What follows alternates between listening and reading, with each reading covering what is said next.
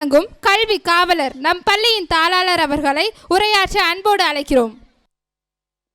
மொழி என்னும் கருவறையில் மூத்த பிள்ளையாய் பிறந்த தமிழ் மொழியே, மூத்த குடியாம் எங்கள் முன்னோர்களின் வாய் திறந்து பேச வைத்த முதல் மொழியே, அறியாமை என்னும் இருளகற்றி அறிவொளிச் சுடரை ஏற்ற வைத்த கம்பன், வள்ளுவன் போன்ற சான்றோர்களை அறிமுகப்படுத்திய உன்னத மொழியே, மேன்மை பொருந்திய பல மேலை நாட்டு அறிஞர்களை வியக்க வைத்த சரித்திர மொழியே, உனக்கு என் முதல் வணக்கம்.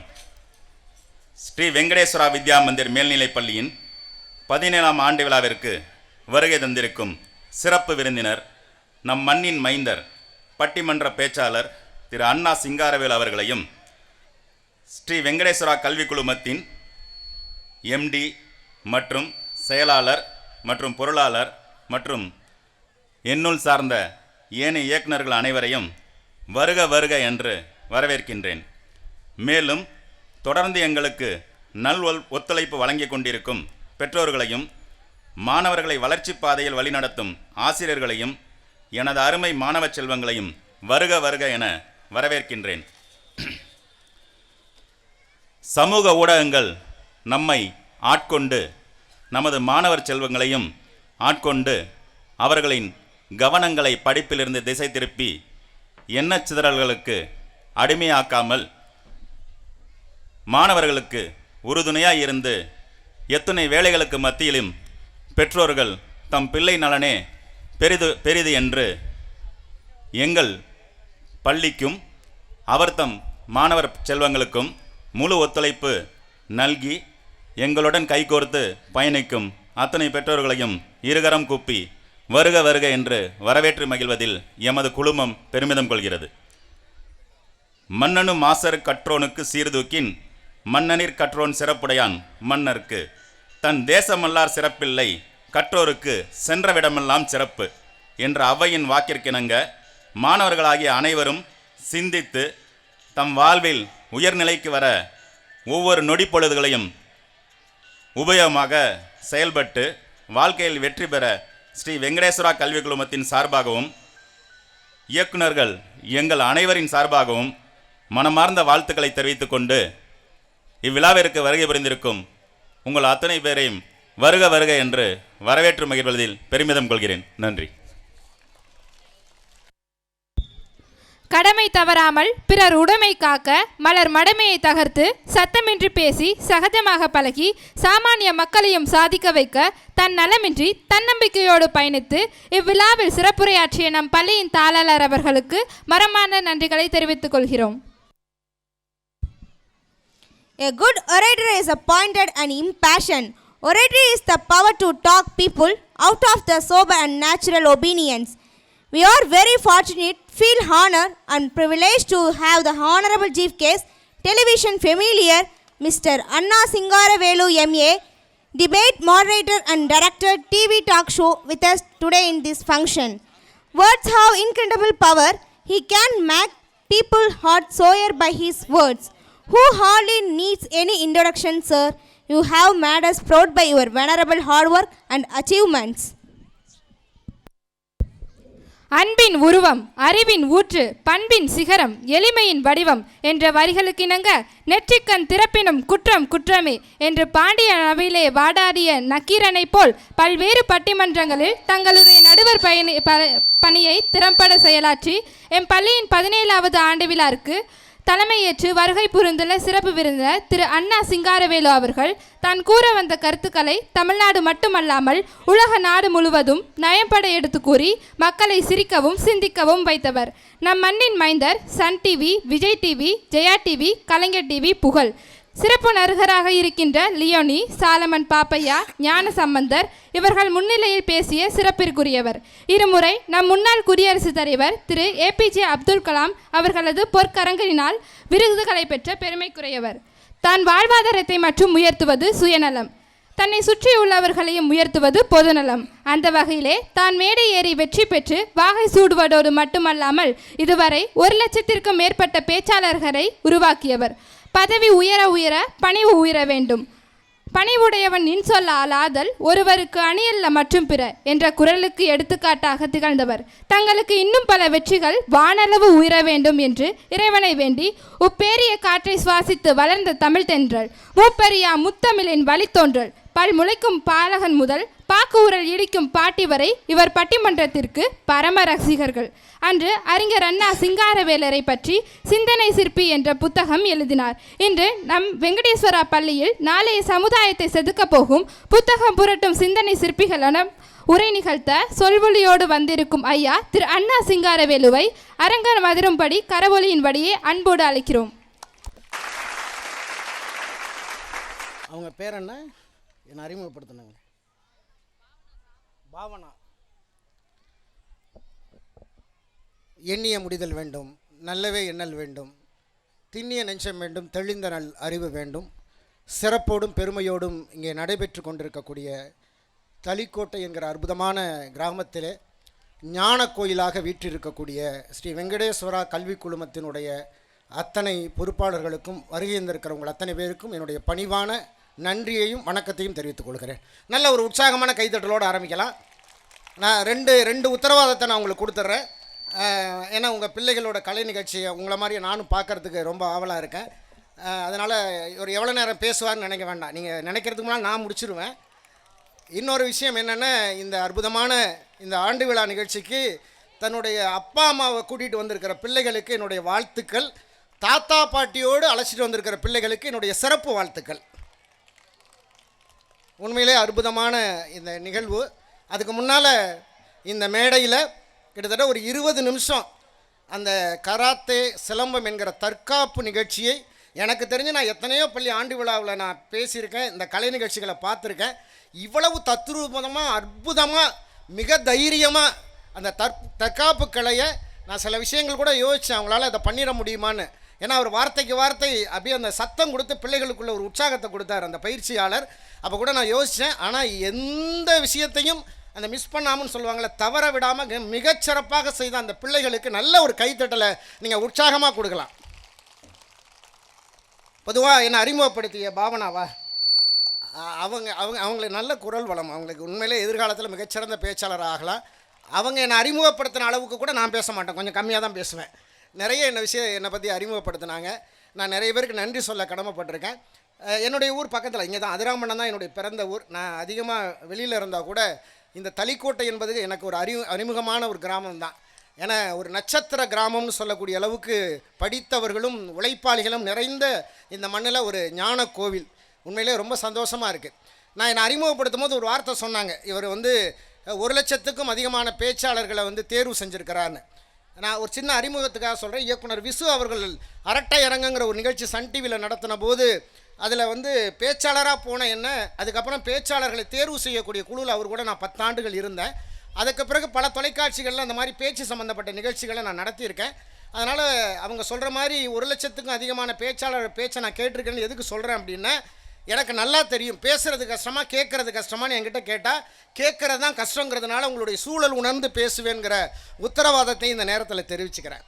ஒரு மனுஷனுக்கும் நம்மளை மாதிரி மனுஷனுக்கும் இயற்கைக்கும் போட்டி வந்து தான், மனுஷனுக்கு இயற்கைக்கும் போட்டி வந்தபோது இயற்கை அப்படி பூக்களை காட்டுனுதான். மனுஷன் சொன்னானா, உங்ககிட்ட பூக்கள் இருக்கா, என்கிட்ட புன்னகை இருக்குது அப்படின்னு சிரிச்சானா மனிதன். ஓ இயற்கை சொன்னது, ஓ என்கிட்ட பூக்கள் இருக்குன்னா உன்கிட்ட புன்னகை இருக்கா அப்படின்னோடனே மனுஷன் என்ன பண்ணியிருக்கான், தன்னுடைய கோபத்தை வெளிப்படுத்தியிருக்கான். உன்னை இயற்கை சொல்லியிருக்கு, உங்ககிட்ட கோபம் இருக்கா, என்கிட்ட பூகம்பம் இருக்குது, சுனாமி இருக்குது அப்படின்னு இயற்கை சுனாமியையும் பூகம்பத்தையும் காட்டுனுச்சான். திரும்ப மனிதன் தன்னுடைய இரக்க குணத்தை காட்டினானா, என்கிட்ட இரக்கம் இருக்குது, கருணை இருக்குன்னு காட்டினானா. அதுக்கு உடனே பதிலுக்கு இயற்கை, உங்ககிட்ட கருணை இரக்கம் இருக்கா, என்கிட்ட மழை இருக்குன்னு மழையாக பொழிஞ்சுதான். மனிதன் தன்னுடைய விடாமுயற்சியும் தன்னம்பிக்கையும் வெளிப்படுத்திய போது அந்த மனிதனிடம் இயற்கை தோற்று போனதான். நம்ம மனிதர்கள்ட்ட இருக்கிற ஒரே பெரிய விஷயம், யாரிடமும் இல்லாத ஒரு விஷயம், நம்மக்கிட்ட இருக்கிற தன்னம்பிக்கை, விடாமுயற்சி. நம்ம பிள்ளைகள்கிட்ட இருக்கிற படிப்பு, சில விஷயத்தை பெற்றோர்கள்ட்டையும் சில விஷயத்தை பிள்ளைகள்கிட்டையும் பகிர்ந்துக்கலான்னு தான் வந்திருக்கேன். ஒரு சம்பவம் நீங்களாம் பத்திரிகையில் படிச்சிருக்கலாம். உத்தரப்பிரதேசம் மாநிலத்தில், அந்த மாநிலத்தினுடைய தலைநகரம் லக்னோ, அங்கேருந்து ஒரு ரயில் புறப்படுது. அந்த ரயிலில் ஒரு பெண் ஏறுறா, ஒரு 15 வயசு இருக்கும். ஒரு 10ஆம் வகுப்பு 11ஆம் வகுப்பு படிக்கிற மாணவி அந்த ரயிலில் ஏறுறா. அவள் எதுக்கு போகிறான்னா, லக்னோவிலேருந்து டெல்லிக்கு அந்த ட்ரெயின் போகுது. அவள் ஒரு படிப்பு சம்மந்தமான ஒரு விஷயத்துக்காக அந்த ட்ரெயினில் ஏறுறா. அந்த பெண் லக்னோவிலேருந்து டெல்லிக்கு ஏறின பிறகு தான் தெரியுது அந்த ட்ரெயினில் அவள் ஏறின கோச்சில் பெண்களே இல்லை, இளைஞர்களாக இருக்கிறான். ஒரு 10-15 பசங்க தான் இருக்கிறானுங்க. ஐயோ அவசரப்பட்டு இந்த கோச்சில் ஏறிட்டோமோன்னு நினைக்கிறா. ட்ரெயின் புறப்பட்டுருச்சு. அவள் கழுத்தில் ஒரு 1.5 பவுன் செயின் தாங்க போட்டிருக்கா. ட்ரெயின் கொஞ்சம் தூரம் போனான்னு ஓடி வந்து ஒருத்தர் இளைஞன் என்ன பண்ணுறான், அவன் கழுத்தில் இருக்கிற செயினை அறுக்க போகிறான். அவனை தள்ளி விட்றா. 2 பேர் சேர்ந்து அவன் செயினை அறுக்க வர்றான், அவன் தள்ளி விட்றா. 5-6 பேர் சேர்ந்து அந்த கழுத்தில் அந்த பொண்ணு போட்டிருந்த செயினை அறுத்துட்டு ஓடுற ட்ரெயின்லேருந்து அந்த பொண்ணை தள்ளி விட்டானுங்க. 15 வயசு பொண்ணு. அவள் ட்ரெயின்லேருந்து கீழே விழுந்துட்டா. அடுத்த தண்டவாளத்தில் விழுந்து கிடக்கிறா. ட்ரெயின் போயிடுச்சு. நல்லா அடிபட்டுருச்சுங்க, தலையிலையும் காலையும் அடிபட்டுருச்சு. அந்த பொண்ணால் எந்திரிக்க முடியலை. அப்படியே ஒரு 2 மணி நேரம் அந்த தண்டவாளத்திலே படுத்துருக்கிறா. அப்போ தான் லேசாக சுயநினைவு வருது. ஏதோ ஒரு சத்தம் கேட்குது, ஒரு ட்ரெயின் வர்ற மாதிரி சத்தம் கேட்குது. அப்படி நிமிந்து பார்க்குறா. அவள் படுத்துருக்கிற தண்டவாளத்தில் ஒரு ட்ரெயின் வேகமாக ஒரு 2 கிலோமீட்டருக்கு அந்த பக்கம் வந்துகிட்டு இருக்கு. ஐயோ நம்ம படுத்துருக்கிற தண்டவாளத்தில் ட்ரெயின் வருது, எப்படியாவது நம்ம வெளியில் எந்திரிக்கணும்னு முயற்சி பண்ணுறா. முடியலை. கையை ஊனி முயற்சி பண்ணி உடம்பை வெளியில் கொண்டு வந்துட்டா. ஒரு காலை எடுக்கிறதுக்கு முன்னால் ட்ரெயின் அவள் கால் மேலே ஏறி போயிடுச்சு. ஒரு கால் துண்டாயிருச்சுங்க. அதுக்கப்புறம் விடிஞ்ச பிறகு பக்கத்தில் இருந்த கிராமத்துலேருந்து ஓடி வந்து அந்த பெண்ணை அப்படியே அள்ளிட்டு ஹாஸ்பிட்டலுக்கு போனாங்க. அந்த பொண்ணோட உயிரை காப்பாற்றிட்டாங்க. ஆனால் டாக்டர் என்ன சொன்னார், பாவம் இந்த பொண்ணுக்கு ஒரு கால் முடியாது, இனிமேல் அந்த ஏதாவது சிரமப்பட்டு தான் நடக்கணும் அப்படின்னு அந்த பெண்ணை சொன்னாங்க. அந்த பொண்ணு பள்ளிக்கூடத்தில் படிக்கும்போது 9வது 10வதுலாம் ஓட்டப்பந்தயத்தில் முதல் பரிசு வர்ற பொண்ணு அவள் தான். வீட்டில் இருக்கிறாங்க, ஓய்வில் இருக்கா. என்ன பிரச்சனை தெரியுங்களா, அந்த பெண்ணுக்கு கால் இல்லை, நடக்க முடியாது அப்படிங்கிற சிரமம் இல்லை. அடுத்த வீடு பக்கத்து வீடெல்லாம் என்ன தெரியுமா பேசுனாங்க, இந்த பொண்ணு பைத்தியங்க, யாராவது ஓடுற ட்ரெயின்லேருந்து குதிப்பாங்களா, இந்த பொண்ணு பைத்தியக்கார பொண்ணு, அதான் ஓடுற ட்ரெயின்லேருந்து குதிச்சிருக்குன்னு ஒருத்தவங்க பேசுனாங்க. இன்னொருத்தவங்க என்ன தெரியுமா பேசுனாங்க, இந்த பொண்ணு யாரையாவது லவ் பண்ணியிருக்கோம், இப்போ தான் 10 வயசுல லவ் வருது, அதனால் யாராவது லவ் பண்ணியிருக்கோம், லவ் ஃபெயிலியர்னு ட்ரெயின்லேருந்து குதிச்சிருச்சுன்னு பேசுனாங்க. அந்த 15 வயசு பெண்ணு யோசிச்சா, இந்த ஊர் நம்ம எதுக்காக ட்ரெயினில் யார் தள்ளி விட்டாங்கிறத பற்றி பேசாமல் நம்மளை தப்பாக பேசுது, இந்த ஊருக்கு நம்ம யாருன்னு காட்டணும்னு நினச்சா. தினம் காலையில் 3:30 மணிக்கு அந்த பொண்ணு எந்திரிச்சாங்க. எந்திரிச்சு வீட்டுக்கு பக்கத்தில் இருக்கிற இந்த மாதிரி ஒரு பெரிய திடலில் ஒரு குச்சை ஊனிக்கிட்டு நடந்து நடந்து நடந்து ஒத்த காலில் நடந்து நடந்து பயிற்சி எடுத்தா. 5 வருஷம் பயிற்சி எடுத்தாங்க அந்த பெண்ணு. அதுக்கப்புறம் உலகத்தில், இந்தியாவில் இருக்கிற உலகத்திலே மிகச்சிறந்த சிகரமாக இருக்கிற எவரெஸ்ட் சிகரத்தில் ஏறி சாதனை பண்ண முதல் மாற்றுத்திறனாளி பெண் அந்த பெண்ணு தான் அருணிமா சின்ஹா என்கிற ஒரு பெண்ணு. வாழ்க்கையில் எந்த இடத்துலையும் சாதிக்க முடியுங்கிறத நிரூபிச்சிட்டு இருக்கிறாங்க. ரொம்ப சாதாரணமாக நிரூபிச்சிட்டு இருக்காங்க. அந்த காலம் மாதிரியெல்லாம் இல்லை, அந்த காலம் இருக்கிற வேறு. ஆனால் இந்த காலம் வேறு. உங்களுக்கு தெரியுங்களா, நம்ம இந்தியாவுடைய முதல் ஜனாதிபதி டாக்டர் ராஜேந்திர பிரசாத் இப்போ நம்ம பள்ளிக்கூடத்தில் என் காலத்துலேயும் சரி நம்ம பிள்ளைங்க காலத்துலேயும் சரி படிக்கும் போது கொஸ்டின் பேப்பரில் கேள்வி வரும். 10 கேள்வி கேட்டு இவற்றில் எவையேனும் 5க்கு விடையளி. அப்படி தான் நான் 7வது படிக்கும்போது அப்படி தான் கேட்டாங்க. 10 கேள்வி கேட்டு இவற்றில் எவையேனும் 5க்கு விடையளின்னு. அவர் என்ன தெரியுமா பண்ணாரா, 10க்கும் விடை எழுதி விட்டு கீழே எழுதியிருக்காரு, இவற்றில் எவையேனும் 5ஐ மட்டும் திருத்துகன்னு எழுதியிருக்காரு. அதனால தான் நம்ம தேசத்தினுடைய முதல் ஜனாதிபதியாக அவரால் வர முடிஞ்சுது. வாழ்க்கையில் இந்த மாதிரி அர்ப்பணிப்பு தியாகம் இருந்தவங்க தான் வாழ்க்கையில் ஜெயிச்சிருக்காங்க. இன்னும் சில பேர் சில பிள்ளைங்க சொல்லுவாங்க, இல்லைங்க என் குடும்பம் ரொம்ப கஷ்டம், என்னுடைய சூழல் ரொம்ப மோசம், எங்கள் அப்பா அப்படி, எங்கள் அம்மா இப்படி சரியில்லை, பிரச்சனை, இப்படியெல்லாம் 1008 காரணம் சொல்லிலாம் தப்பிக்க முடியாதுங்க. நம்ம வாழ்க்கையில் நம்ம கூட சாதித்த பிள்ளைகளை பாருங்கள், எத்தனை பிரச்சனையிலையும் எத்தனை பெரிய ஏழ்மையிலையும் சாதித்த பிள்ளைகள் இருக்காங்க. ஒரு பரபரப்பான சூழல். ரொம்ப எனக்கு என்ன ஆச்சரியம்னு, இந்த மாதிரி ஒரு பள்ளியினுடைய ஆண்டு விழா, பெற்றோர்கள் நான் பார்க்குறேன், அதுவும் பெண்கள் தான், தாய்மார்கள் நிறைஞ்சி இருக்கிறாங்க. நிறைஞ்சு சொல்லப்போனால் ஆண்களை விட பெண்கள் கூட்டம் அதிகமாக இருக்குது. பிள்ளைகளோட பார்க்குறதுக்கு அவங்க வந்திருக்கீங்க. ஒரு நிகழ்ச்சியில் ஆண்களை விட பெண்கள் கூட்டம் நிறைஞ்சிருக்குன்னா அந்த நிகழ்ச்சி 100% வெற்றி என்பதற்கு இந்த நிகழ்ச்சியே சாட்சி. ஏன்னா எல்லாம் பரபரப்பாக இருக்கிறாங்க. ஆண்கள்லாம் பார்த்தீங்கன்னா பொதுவாகவே உலகம் பரபரப்பாக மாறிடுச்சு. சில பேரெல்லாம் பாருங்களேன், எனக்கு டென்ஷனே கிடையாது சார், எனக்கு டென்ஷனே கிடையாது அப்படின்னு டென்ஷன் ஆகிறான் சில பேர்.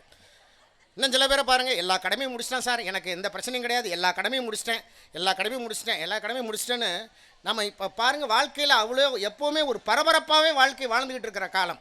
எனக்கு என்ன பெரிய, இங்கே நம்மளுடைய மரியாதைக்குரிய அவங்க ஐயா தாளாளர் வந்து பேசிட்டு போகும்போது ஒரு வார்த்தை சொன்னாங்க, இன்றைக்கி சமூக வலைதளங்களில் நிரம்பி இருக்குது. நான் படிக்கிற காலத்தில் என் கையில் செல்லு கிடையாதுங்க, எங்கள் வீட்டில் ஃபோன் கிடையாது, எங்கள் வீட்டில் டிவி கூட கிடையாது. ஆனால் இன்றைக்கி அப்படி இல்லை, எங்கே போனாலும் எல்லாம் ஒரு பக்கம் பார்த்தீங்கன்னா பாருங்கள் பார்த்துக்கிட்டே இருங்கங்கிறான், டிவி நான் ஸ்டாப் கொண்டாட்டம். இன்னொரு பக்கம் பார்த்தீங்கன்னா கேளுங்க கேட்டுக்கிட்டே இருங்கங்கிறான், அது எஃப்எம், அது ஒரு பக்கம். இன்னொரு பக்கம் பேசுங்க பேசிக்கிட்டே இருங்கங்கிறான், அது பார்த்தா செல்ஃபோன் விளம்பரம். நம்ம உங்களெல்லாம் பார்த்து, உங்கள் பிள்ளைங்களெல்லாம் பார்த்து சிந்திங்கன்னு சொல்கிற ஒரே இடம் வகுப்பறை மட்டும்தாங்க. வேறு எங்கே உங்கள் பிள்ளைகளுக்கு சொல்கிறதுக்கான நேரம் இருக்குது? அன்றைக்கி பார்க்குறேன், ஒரு அம்மா சொல்லுது, 2.5 வயசு பிள்ளைய பார்த்து பிள்ளைகிட்ட சொல்லுது, பக்கத்து வீட்டில் சொல்லுது, என் பிள்ளை என்ன சொன்னாலும் கேட்பான். கையில் மட்டும் செல்லை கொடுத்துட்டா போதும், என்ன சொன்னாலும் கேட்பான். அப்படி தான் பழக்கி வச்சுருக்கீங்க. 2 வயசு பிள்ளை, என் பிள்ளை சோறு எதை கொடுத்தாலும் கையில் செல்லை கொடுத்துட்டா போதும், என்ன சொன்னாலும் இப்போ கேட்பான், அப்புறம் வைப்பான் பெரிய ஆப்பா.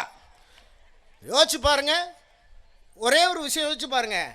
அன்றைக்கெல்லாம் தாண்டி தாண்டி விளையாண்ட குழந்தைகள் இருந்தது அந்த காலம். இப்போது தடவி தடவி விளையாடுகிற குழந்தைகள் இருக்கிறது இந்த காலம். கால் வலிக்க விளையாண்ட குழந்தைகள் இருந்தது அந்த காலம். கண் வலிக்க விளையாடுகிற குழந்தைகள் இருக்கிறது இந்த காலம். அதை யார் உற்சாகப்படுத்துறீங்க?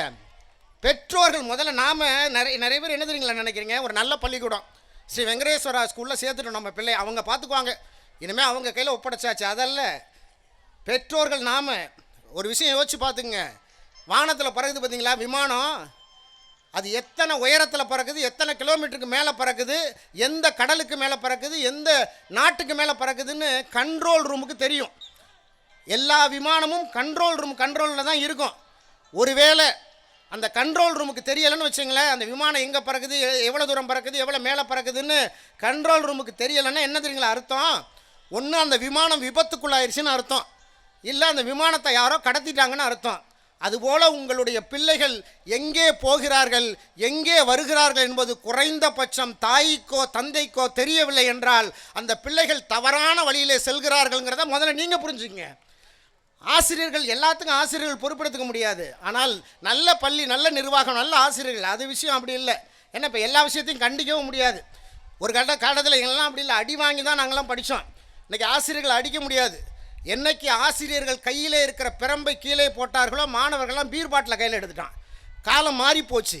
இன்றைக்கி கண்டிக்கிற முறைகள் கூட இன்றைக்கி மாறி போச்சுங்கும் போது இன்றைக்கி நல்ல நிர்வாகம், நல்ல பள்ளி, அதை தாண்டி உங்களுடைய பேச்சுங்க. இன்றைக்கி எத்தனை பிள்ளை பெற்றோர்கள் என்னை சேர்த்து சொல்கிறேன், பிள்ளைகளோட ஒன்றா உட்காந்து சாப்பிட்ற பழக்கம் இருக்கா? அன்றைக்கி முதல்ல ஒன்றா ஒரு வேளை சாப்பாடு ஒன்றா உட்காந்து. அப்பா சொல்கிறார், இந்தா வந்துடுறேன், ஒரு முக்கியமான வேலை. பையன் சொல்கிறான், இந்தா ஒரே ஒரு ஃபோன் பேசிட்டு வந்துடுறேன். பொண்ணு சொல்லுது, ஒரே ஒரு மெசேஜ் பண்ணிவிட்டு வந்துடுறேன். ஒருவேளை சாப்பாடு ஒன்றா உட்காந்து சாப்பிட்றதுக்கு இன்றைக்கி நேரம் இல்லை. அவ்வளோ பரபரப்பான வாழ்க்கையாக வாழ்ந்துக்கிட்டு இருக்கிற காலம் இது. நீங்கள் நம்மளுடைய தமிழ்நாட்டினுடைய முன்னாள் தலைமைச் செயலாளர், உங்களுக்கெல்லாம் தெரியும், இறையன்பு ஐஏஎஸ்ன்னு ஒருத்தர், அற்புதமான மனிதர். அவர் ஒரு கிராமத்துக்கு போயிருக்காருங்க. அவர் சொன்ன வார்த்தை, ஒரு கிராமத்துக்கு போயிருக்காரு, இந்த மாதிரி தளிக்கோட்டை மாதிரி ஒரு கிராமத்துக்கு போயிருக்காரு. அந்த கிராமத்தில் ஒரு 15 வயசு பையன் ஒரு எருமை மாடை தோளில் போட்டு நடந்திருக்கான்.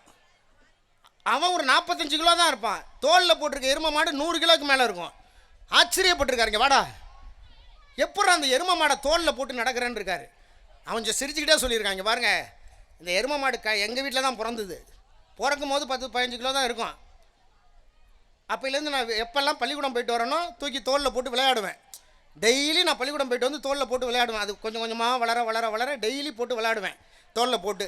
இப்போ தான் நீங்கள் சொல்லி தான் தெரியுது அது 100 கிலோக்கு மேலே இருக்கும்னு. எனக்கு ஒன்றும் அது வெயிட்டு தெரியலை, நான் பழகிட்டதுனால எனக்கு தெரியலைன்னு நானா.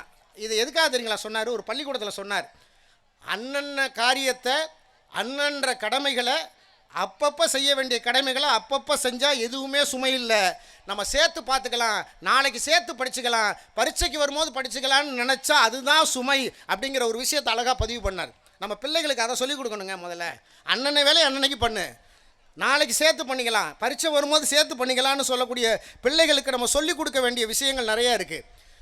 நான் அந்த செல்லை பற்றி சொன்னேன் உண்மையிலேயே. ஏன்னா இன்றைக்கி அது பல விஷயங்களுக்கு காரணமாக இருக்கிறது அதுதான். ஏன்னா இப்போ போன வாரம் நான் மதுரையிலேருந்து சென்னைக்கு போயிட்டுருக்கேன் ட்ரெயினில். நைட்டு ஒரு 12 மணி இருக்கும். ஒருத்தன் பதறான், சார் என் செல்லை காணும்னா. சார்ஜ் போட்டு படுத்துருந்துருக்காங்க, எவனோ உருவிட்டு போயிட்டான், ஃபோனை மட்டும் உருவிட்டு போயிட்டான்.